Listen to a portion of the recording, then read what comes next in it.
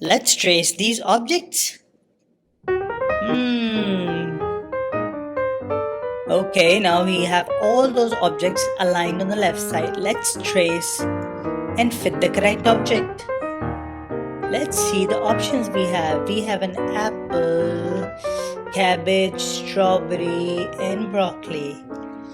How do we do this? Let's name each object to trace. A, B, C, and D. So let's find out which object would fit. A, that's the cabbage, alright. B is the apple, correct. C is the broccoli.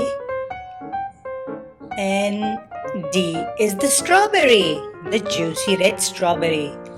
Now let's trace them and put them over each other. Yeah, that's the cabbage. We have placed the cabbage and the smiling apple. Let's put the correct object on it. That is correct. Now let's see the broccoli. The long-haired broccoli. There you go.